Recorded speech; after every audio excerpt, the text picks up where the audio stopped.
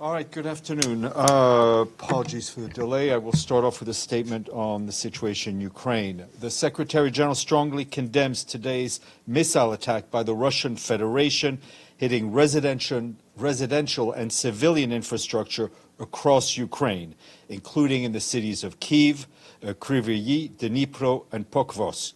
The strike reportedly killed dozens of civilians, including children, and injured over 150 more. The incidents in which missiles hit the Okhmadit National Children's Specialized Hospital in Kyiv, which is the largest pediatric facility in Ukraine, and another medical facility in Kyiv, are particularly shocking. Directing attacks against civilian and civilian objects is prohibited by international humanitarian law, and any such attacks are unacceptable and must end immediately. The Secretary General extends his deepest condolences to the families of all victims and wishes a speedy recovery to those injured. Just a few more details about the situation on the ground. Our humanitarian affairs colleagues tell us that the Children's Hospital in the center of Kyiv was severely damaged as children were actually receiving treatment. Our humanitarian colleagues say that rescue workers, hospital staff, and volunteers are currently clearing rubble and searching for people trapped under that rubble. Our health partners are helping to move patients to other facilities, providing psychosocial support and assisting with other urgent needs. They're also in contact with hospitals to coordinate any additional support that may be required. Humanitarian workers are on site at the hospitals to provide water and psychosocial support, among other assistance. The city of Kyiv experienced several attacks which impacted several residential areas, and we also have a statement on this attack from the resident humanitarian coordinator in Ukraine, Denise Brown, as well as from UNICEF. Meanwhile, the Secretary General returned back to New York yesterday. He's in the office today. As you know, he finished up his trip to Central Asia over the weekend. In Turkmenistan, which was his last stop before heading home, he met with Serdar Berdimuhamedov, the president of Turkmenistan. They discussed cooperation between the United Nations and Turkmenistan and regional developments across Central Asia. The Secretary General thanked the president for providing the UN country team in Turkmenistan with a new building. In a press encounter following his meeting, the Secretary General said Turkmenistan is playing a very important role in international relations and commended Turkmenistan's policy of neutrality. He also noted that Central Asia continues to face many obstacles to development, like water shortages, land degradation, natural hazards, and a lack of adequate connectivity. The more details are available online on the Secretary General's program. Turning to the situation in Gaza, the Office for the Coordination of Humanitarian Affairs reports that people are being displaced from parts of Gaza City after Israeli authorities issued new evacuation orders yesterday and today. These areas have already been subject to blanket evacuation orders in October for all of northern Gaza. The affected neighborhoods are home to more than 60 shelters that have been schools, as well as 2 partially functional hospitals, 6 medical points, and 2 primary healthcare centers. Staff and patients have reportedly left hospitals in and around the areas that were designated for evacuation. Meanwhile, OCHA tells us that active hostilities, damaged roads, access limitations, and the lack of public order and safety continues to hamper movement along the main humanitarian cargo route from the Karim Shalom crossing to Khan Yunis and then on to Deir al-Balah. This has resulted in critical shortages of fuel and aid to sustain humanitarian operations. It is also increasing the risk that stranded supplies, especially food, will spoil in the very hot summer heat. Humanitarian partners said these shortages forced them to reduce food rations in central and southern Gaza last month and undermine their ability to keep bakeries and community kitchens up and running. Just 3 of the 18 bakeries that our humanitarian colleagues support in Gaza are still operational, all of them in Deir al-Balah. Meanwhile, lack of fuel has forced 9 bakeries that were working in partial capacity to completely cease their operations. And turning to Lebanon, ahead of the planned UN Security Council consultations on the implementation of Security Council Resolution 1701 later this month, the Special Coordinator for Lebanon, Janine Hennis-Plasschaert, arrived in Israel yesterday for a 3-day visit. Discussions with Israeli officials are expected to focus on the need to restore calm and give space for a diplomatic resolution that enables displaced civilians on both sides to return home, as well as to address the outstanding provisions under Security Council Resolution 1701. Since assuming office last month, the Special Coordinator has extensively engaged with the Lebanese leadership, key interlocutors, on ways to de-escalate tensions across the Blue Line. And some positive news from Yemen. The Office for the Secretary General Special Envoy for Yemen, Hans Grunberg, said that negotiations held in Oman over the weekend led to a significant breakthrough where the Yemeni parties reached an understanding on releasing Mohammed Katan, a prominent politician who'd been held incommunicado by the Houthis since 2015.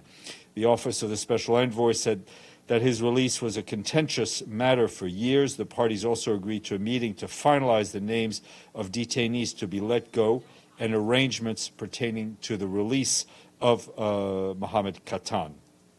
In a statement, Mr. Grunberg called on the parties to agree on more release operations. He also repeated demands for the immediate and unconditional release of UN personnel and aid and civil society workers who've been arbitrarily detained in Sana'a and continue to be held incommunicado.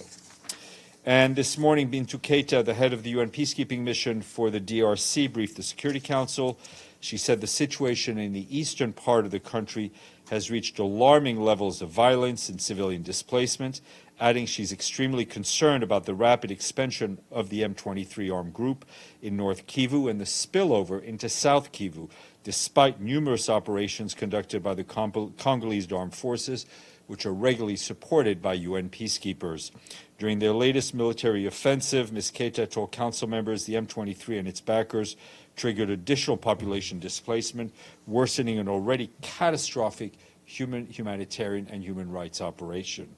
Ms. Keita will speak to at the Security Council stakeout a bit later on today, probably in about 45 minutes or so. And the head of the UN Office for West Africa and the Sahel, Leonardo Santos Shimao, was in Abuja, Nigeria yesterday, where he took part in the 65th Ordinary Session of the Economic Community of West African States, better known as ECOWAS.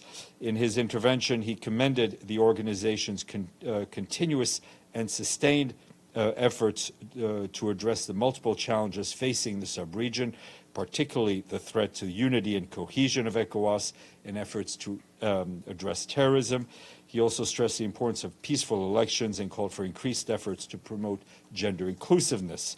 As the sub-region faces complex challenges, Mr. Shimao reiterated our support to national and regional efforts to ensure peace and stability and enhance democracy and good governance. A couple of weather-related notes. In Bangladesh, ahead of the anticipated flooding across the country, $6.2 million was distributed by the Central Emergency Response Fund on July 4th to support the most vulnerable families. The funds will allow the Food and Agriculture Organization, UNICEF, the UN Population Fund, and the World Food Program to reach some 400,000 people in the country's north with cash transfers, water purification supplies, agricultural support, and information on gender-based violence.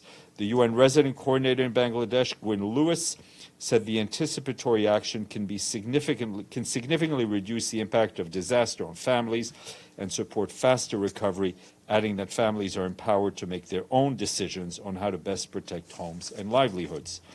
And Hurricane Beryl, turning to Hurricane Beryl in Central America and the Caribbean, we continue to support authorities and our partners to respond to the impact that the hurricane had on the region. We've sent assessment teams to St. Vincent's and the Grenadines, Grenada, and Jamaica. The teams have identified clean water, shelter, food, and health services as the priority needs in the parts most impacted by the hurricane in 3 countries. Several of these island airstrips have suffered damage, and some islands can only be accessible by smaller boats. This is obviously hampering our logistics efforts. Our partners are setting up field hospitals in Cariaco, in Grenada, and our assessment team is setting up on-site operations. The team will also support registration of humanitarian agencies coming on the islands. In St. Vincent and the Grenadines, our teams and the WFP are on the ground in Union Island, where relief items will be distributed tomorrow. And the UN Resident Coordinator for Barbados and the Eastern Caribbean, Simon Spriggett, is traveling by boat today to several islands in the St. Vincent's and the Grenadines, including Union, Cacuan, Bekia, and Mero. Also want to flag that the high-level political forum on sustainable development started today. Our Deputy Secretary General Amina Mohammed presided over the opening of the forum, which will go until Wednesday, 17 July, under the auspices of the Economic and Social Council. The theme will be reinforcing the 2030 agenda and eradicating poverty in times of multiple crises, the effective delivery of sustainable, resilient, and innovative solutions. We'll be giving you updates throughout. And before the holiday weekend, we had a full payment from the third permanent member of the Security Council. Any guess who that is?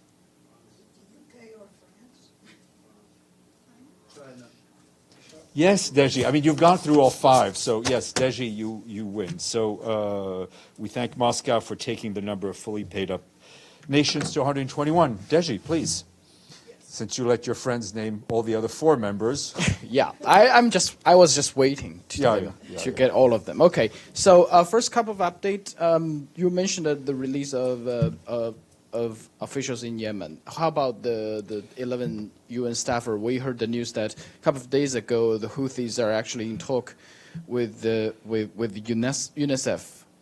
They said they would release some of the staffers. Do you have any update? No one, as far as we know, have been released. And as you saw in his statement, Mr. Grunberg also appealed to the authorities in Sana'a to release all of those UN staffers, civil societies, and others who have been detained, some of them for a long time, completely incommunicado. Houthi actually accused them of being members of American-Israeli spy network. Well, we would like to have access to our people, right? That's the most important part, most important initial part. Nowhere in the world should people be held without charge. My second question, the talk between Hamas and Israel is still ongoing, but today Hamas released a statement said Netanyahu, Prime Minister of Israel, is placing obstacles in the negotiations, calling on mediators to intervene to put an end to his scheme. I think they are referring to what Prime Minister Netanyahu's 5 points of red lines that released on Sunday. Does the Secretary General worried that this round of talk could also end up in nowhere? Look, I think we all have to be very realistic, but I think the most important thing, if we want these talks to be successful, is to avoid, at least for our part, on commenting on rumors, leaks, and what is being said publicly. And lastly? Lastly, for me, what I don't understand is, obviously, Israel is in talk with Hamas, but in those 5 points, the five red lines, one of them is Israel's goal is not going to be changed, which is to eliminate Hamas. So Israel is in talk with the target that he's going to eliminate. Deji, with all due respect, I would, this sounds like a great topic for an expert on the Middle East as opposed to a spokesman for the Secretary General. Edith Lederer. Thank you, Steph. A couple of follow-ups and a question. Can we get an update on fuel deliveries in Gaza, which seems to be coming even more dire? Yeah, I mean, there's no good update. I can try to give you some numbers, but there's nothing positive to report. And I'm sure this is not going to be an answer either, but it's already July and Martin Griffiths is gone. Are we going to be getting an announcement soon on his replacement? We will get an announcement. I'm not going to give you a time frame, but I can tell you the process is very much underway.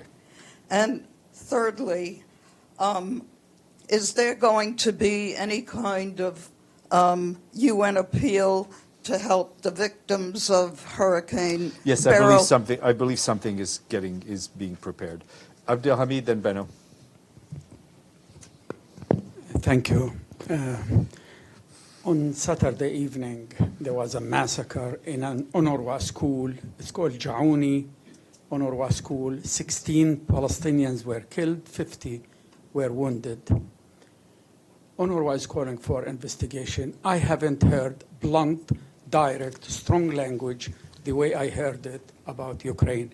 Why there is no strong statement I think if about you that? look back over the last 9 months of this tragic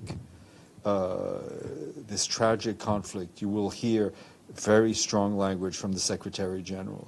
Mr. Lazzarini spoke out. The Secretary General fully shares his sentiments about what is going on. We need to see an end to this conflict.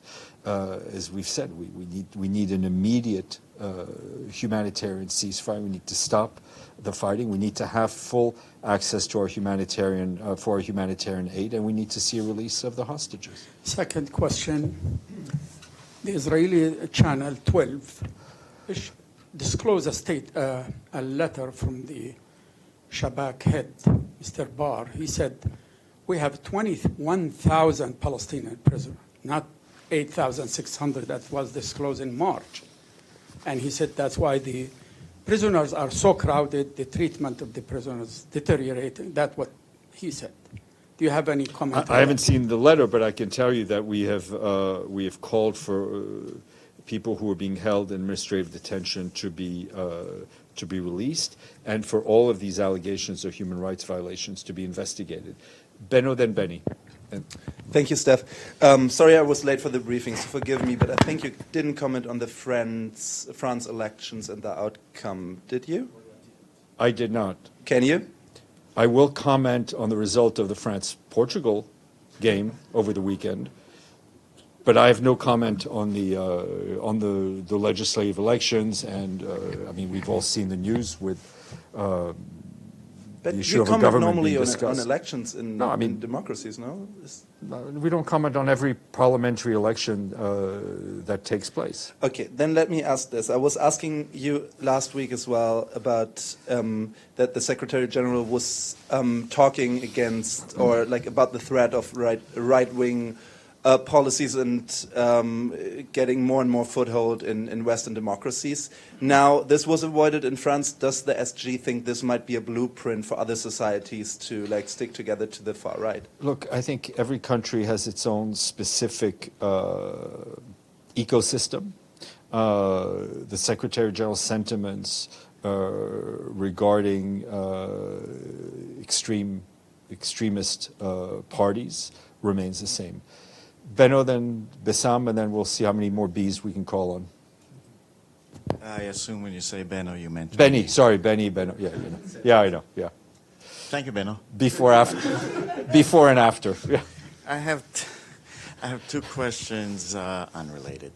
One, the IDF says their operation today in Gaza City is concentrating, among other places, on an UNRWA facility that was overtaken by Hamas. Do you have any comment on that?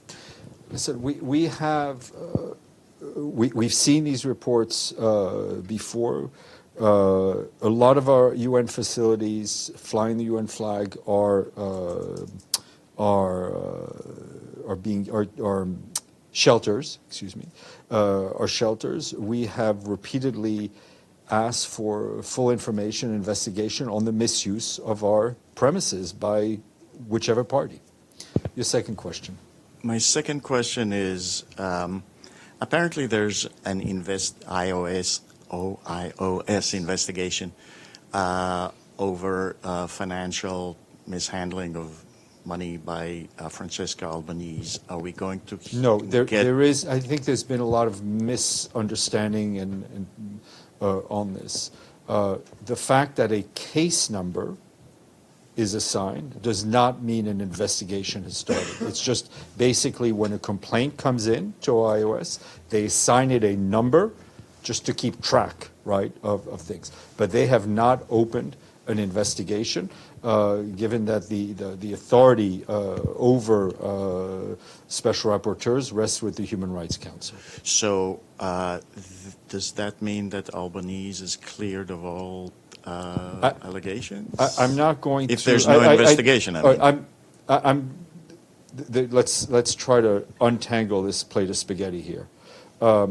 There is the fact that they have not opened an investigation because there is the authority over Ms. Albanese is under the human rights, the Human Rights Council that appoints him. It's not the Secretary that appoints him. It's not the High Commissioner for Human Rights that appoints him. Is just that. It's not a statement on the allegations. So if there are suspicions of financial mishandling of finances and all of that, where's that through the people who appoint the special rapporteurs, the Human Rights Council. Because from what I understand, she says that the UN paid her expenses for that trip. The word the UN is a pretty big. The word the UN is a pretty wide word. But is that the Human Rights Council? It does not come through the Secretary General or the Secretary. So I would, nothing to do with the Secretary General. I would address your questions in the direction of the Human Rights Council presidency. Nothing to do with the nothing to do with UN the Secretary General General of the United Nations. Thank you. Madame. Thank you. The Lancet, the medical journal. Yeah. The Lancet, the medical journal, Yeah. just published a letter from experts basically saying that the current number of casualties in Gaza is probably an underestimate, and they say it's not implausible to estimate up to 186,000 even more deaths from the conflict in Gaza. Has the Secretary General seen this letter, and what is his reaction to it? He hasn't seen the letter. He's aware of the news report. We were not involved, as far as I know, into this study. I think it is not a stretch of the imagination that the numbers are probably undercounted, given the fact that the debris and rubble is yet to be cleared. But whatever number we're speaking about, it is tragic, overwhelming, and even hard to imagine. So just a quick follow-up. So you're saying it's not hard to imagine, because what they also mention, it's not just the rubble, it's diseases, of course, yeah. so... Yes, that's what I'm saying. Yeah. Nizar, and then we'll go to AFP. Yeah, you said that the situation, the famine situation in Gaza, or the hunger situation, if you want to use famine there, is dire, and WFP said that. Today there were footage of settlers burning trucks at Karam Abu Salim. Of what, sorry? Of? At the Karam Abu Salim crossing. Do you condemn such action? And I didn't hear the first. There was what at the sorry. Trucks were being incinerated Yeah. by Karam Abu Salim crossing, and these footage were shown on televisions everywhere. I believe the United Nations should have seen. I mean, all of these are example of the continuing lawlessness and challenging, to say the least, environment in which we're trying to run a humanitarian operation. You are talking about lawlessness in Gaza because of the war, but we are talking here about the Israeli side. These settlers live in the Israeli side. Well, we've also seen attacks on the Israeli side, which our humanitarian colleagues have firmly condemned, and which we do as well. Okay. Yes. Sorry. Thanks, Steph. To follow up on Benno's question, has the Secretary General spoken to any of the political leadership in France to congratulate or commiserate? No, I mean, short answer is no. He does not traditionally reach out to political leaders after parliamentary elections. Letters will be sent to the new Prime Minister in the United Kingdom, as well as to the new President in Iran. A quick follow-up on Ukraine. I think there's talk of a Security Council meeting tomorrow. What are the Secretary General's expectations for a Security Council meeting on Ukraine chaired by Russia?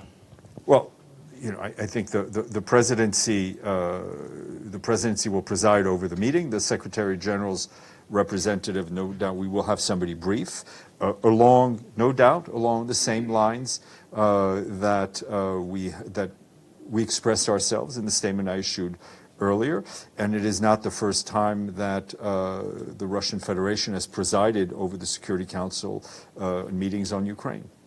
Gabriel.